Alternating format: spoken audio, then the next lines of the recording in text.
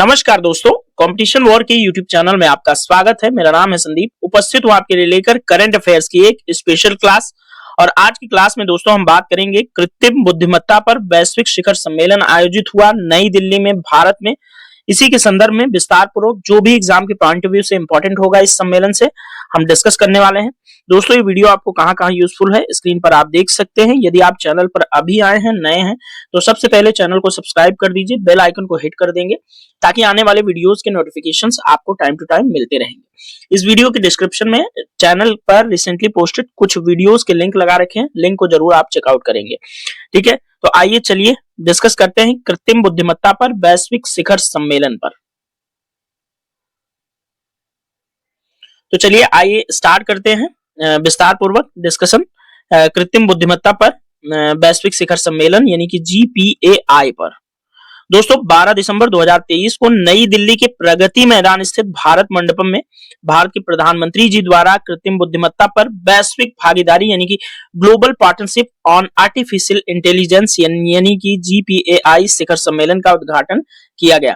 तो समझ में आई न्यूज की प्रगति मैदान के अंदर दोस्तों 12 दिसंबर 2023 को भारत के प्रधानमंत्री द्वारा कृत्रिम बुद्धिमत्ता पर जो वैश्विक शिखर सम्मेलन का आयोजन हुआ उसका उद्घाटन किया गया। दोस्तों भारत 2023-24 की अवधि के लिए GPAI परिषद का अध्यक्ष है यानी कि global partnership on artificial intelligence जो परिषद है उसका अध्यक्ष 2023-24 के लिए भारत को बनाया गया है।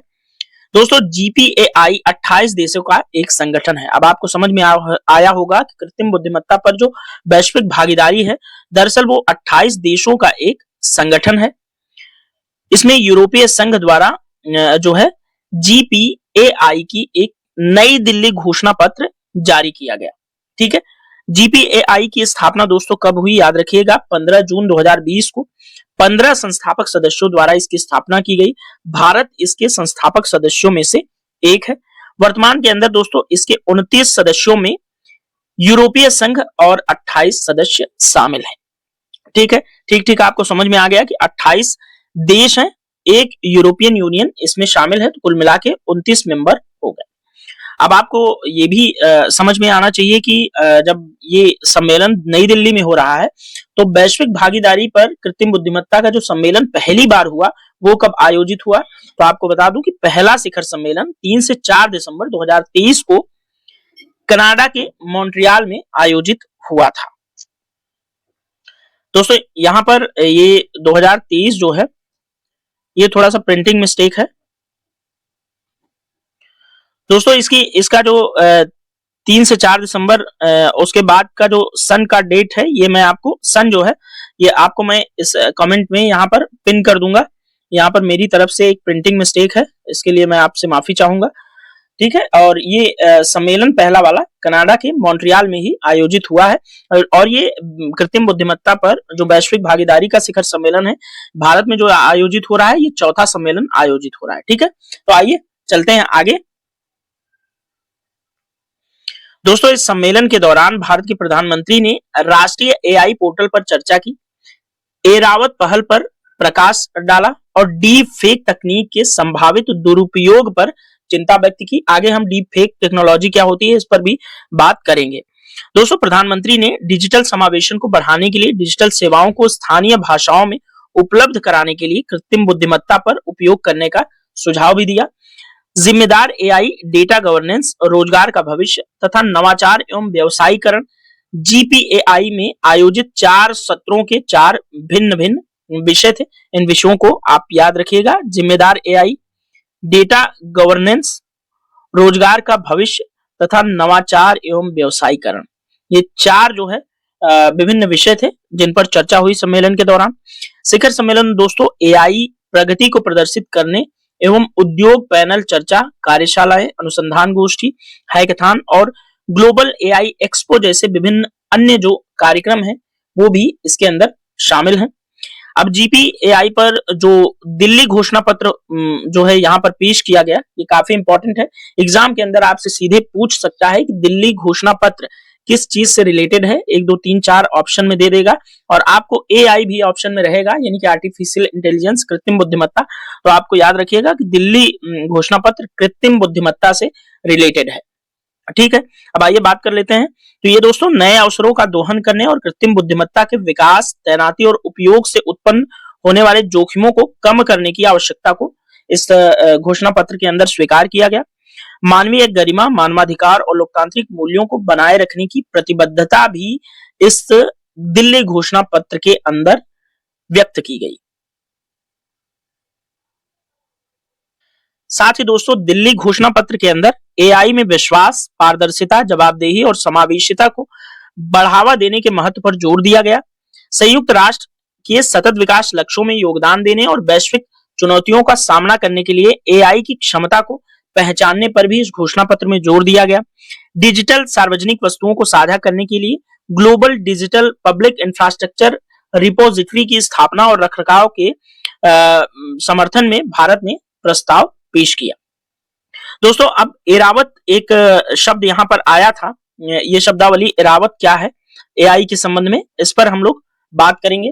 आपसे कहीं ना कहीं पूछ सकता है कि एरावत किस चीज से रिलेटेड है, तो आइए विस्तार पूर्वक एरावत के बारे में डिस्कस कर लेते हैं।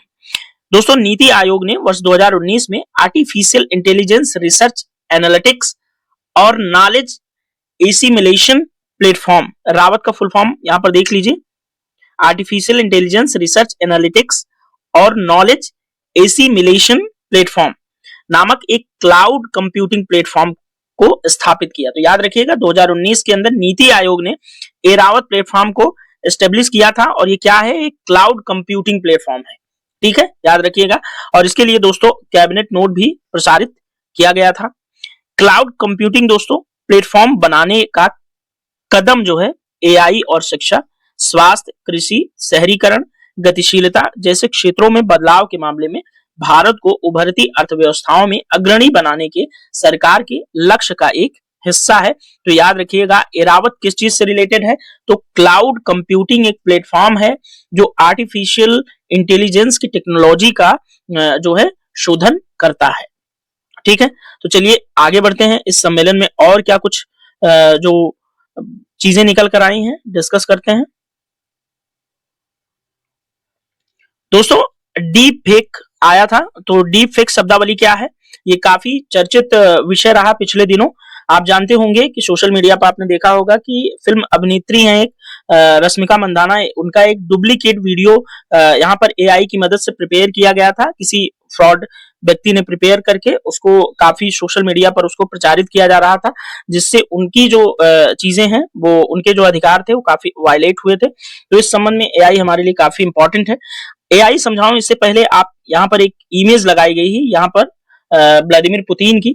आप इन दोनों इमेज के अंदर देखेंगे कि ये पुतिन जी की जो ओरिजिनल इमेज है और ये फेक इमेज है, और इन दोनों इमेजों में कुछ भी अंतर समझ में नहीं आ रहा है। तो डीप फेक तकनीक के द्वारा ही इस तस्वीर को डिजाइन किया गया था जो कि ओरिजिनल के हूबहू है। तो आइए पहले डीप फेक टेक्नोलॉजी को समझते हैं। तो डीप फेक दोस्तों एक सिंथेटिक मीडिया है जो आमतौर पर किसी को धोखा देने या गुमराह करने के इरादे से विजुअल और ऑडियो सामग्री में हेरफेर करने पर उत्पन्न करने के लिए क्या किया जाता है, एआई का उपयोग कर लिया जाता है। Deep fake generative adversarial network नामक एक तकनीक का उपयोग करके डीप फेक जो है वो बनाया जाता है। डीप फेक से तस्वीरें या फिर ऑडियो क्लिप दोनों बनाई जा सकती हैं। और इसके अंदर कौन सा नेटवर्क यूज होता है, तो जनरेटिव एडवर्सेरियल नेटवर्क यूज होता है। ये एक तकनीक है, याद रखिएगा, जिसमें दोस्तों दो प्रतिद्वंदी न्यूरल नेटवर्क शामिल होते हैं, एक जनरेटर और एक डिस्क्रिमिनेटर। ठीक है, तो आई होप आपको डीप फेक तकनीक समझ में आया होगा। और डीप फेक का इस्तेमाल आजकल काफी प्रचलन में है, तो एआई का ही इस्तेमाल इसके लिए किया जाता है। तो ये शब्दावली आपके लिए काफी इंपॉर्टेंट होगी परीक्षा के पॉइंट ऑफ व्यू से। आइए चलिए नेक्स्ट पहल को, यूवी पहल, ये भी इस सम्मेलन के दौरान काफी चर्चा में रहा, तो इस पर भी बात करेंगे। तो दोस्तों नेशनल ई गवर्नेंस डिवीजन ने यूवी का फुल फॉर्म आप देख लीजिएगा, यूथ फॉर उन्नति and development with AI programme, ये एक कार्यक्रम लॉन्च किया गया। इंटेल इंडिया के साथ इस कार्यक्रम में भागीदारी की जाएगी। ठीक है, अब इस कार्यक्रम के अंदर जो यूवी पहल है, इसके अंदर दोस्तों एआई की गहरी समझ को बढ़ावा देने के लिए देश भर में कक्षा 8 से 12 तक के स्कूली छात्रों को प्रासंगिक मानसिकता और कौशल सेट उन्हें मानव केंद्रित डिजाइनर और एआई के उपयोगकर्ता बनने के लिए सशक्त बनाने के लिए इस इनिशिएटिव को लॉन्च किया गया है। इस इनिशिएटिव को ध्यान से देखिएगा, यूवी ये पहल है, ठीक है। और इसमें क्या करना है, कक्षा 6 से 8 से 12 तक के स्कूली छात्रों को एआई के उपयोग के संबंध में जो है चीजें सिखाई जाएंगी, ठीक है। आइए नेक्स्ट आगे थोड़ा सा और बात करते हैं। दोस्तों क्लास के अंतिम में हम थोड़ा सा कृत्रिम बुद्धिमत्ता के ट्रेडिशनल पॉइंट को हम डिस्कस कर लेते हैं। कुछ पॉइंट्स देखेंगे कि आखिर कृत्रिम बुद्धिमत्ता की शुरुआत कब से हुई, पूरा इसका डेवलपमेंट देखेंगे और कृत्रिम बुद्धिमत्ता होती क्या है, ये चीज आपको जो चीजें डिस्कशन में अभी तक नहीं समझ में आई होंगी यहां से और ज्यादा क्लियर हो जाएंगी। तो दोस्तों कृत्रिम बुद्धिमत्ता को इंग्लिश में बोलते हैं आर्टिफिशियल इंटेलिजेंस और शॉर्ट फॉर्म में इसको एआई बोलते हैं। अब दोस्तों आर्टिफिशियल इंटेलिजेंस की शुरुआत जो हुई थी वो 1950 के दशक में हुई थी। आर्टिफिशियल इंटेलिजेंस का अर्थ दोस्तों बनावटी यानी कि कृत्रिम तरीके से विकसित की गई बौद्धिक क्षमता है, ठीक है। एआई का सिंपल सा अर्थ होता है कि कृत्रिम तरीके से विकसित की गई एक बौद्धिक क्षमता। इसके जरिए दोस्तों कंप्यूटर सिस्टम या रोबोटिक सिस्टम तैयार किया जाता है जिसे उन्हीं तर्कों के आधार पर चलाने का प्रयास किया जाता है जिसके आधार पर मानव का मस्तिष्क काम करता है। आर्टिफिशियल इंटेलिजेंस के जनक दोस्तों कौन है, याद रखिएगा, जॉन मैकार्थी को आर्टिफिशियल इंटेलिजेंस का जनक माना जाता है। इनके अनुसार दोस्तों यह बुद्धिमान मशीनों, विशेष रूप से बुद्धिमान कंप्यूटर प्रोग्राम को बनाने का विज्ञान है और अभियांत्रिकी है, ठीक है। अर्थात यह मशीनों द्वारा प्रदर्शित किया गया एक इंटेलिजेंस है, बुद्धिमत्ता है। आर्टिफिशियल इंटेलिजेंस दोस्तों कंप्यूटर द्वारा नियंत्रित रोबोट या फिर मनुष्य की तरह इंटेलिजेंस तरीके से सोचने वाला सॉफ्टवेयर बनाने का एक तरीका है। इसके बारे में अध्ययन करता है कि मानव मस्तिष्क कैसे सोचता है और समस्या को हल करते समय कैसे सीखता है, कैसे निर्णय लेता है और कैसे वर्क करता है। तो आई थिंक आपको बहुत बेहतरीन तरीके से, बेहतरीन कंटेंट के माध्यम से आर्टिफिशियल इंटेलिजेंस बहुत शुरुआत से और इसके जनक कौन है, इसके अंदर आपको डेटा और कंटेंट दोनों अवेलेबल है। आप अपनी सुविधा के अनुसार यहां से आप इस वीडियो का यूज कर सकते हैं। तो दोस्तों एआई पर जो वैश्विक शिखर सम्मेलन भारत के अंदर आयोजित हुआ, ये काफी इंपॉर्टेंट है। एआई भविष्य में काफी ज्यादा इस तकनीक का इस्तेमाल होने वाला है, तो इस पर थोड़ा सा गंभीर होना हर सरकार का उत्तरदायित्व बनता है।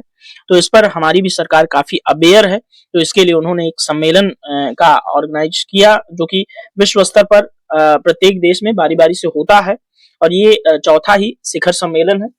तो ये सम्मेलन से आपके एग्जाम के पॉइंट ऑफ व्यू से काफी इंपॉर्टेंट चीजें यहाँ से आपको मिल सकती हैं और एग्जाम के अंदर संभवतः आपसे साइंस एंड टेक के अंदर ये काफी हाईलाइटेड होता है, पूछ भी सकता है। तो दोस्तों इस स्पेशल क्लास के डिस्कशन में इतना ही, मिलेंगे नेक्स्ट वीडियो में। Thank you so much.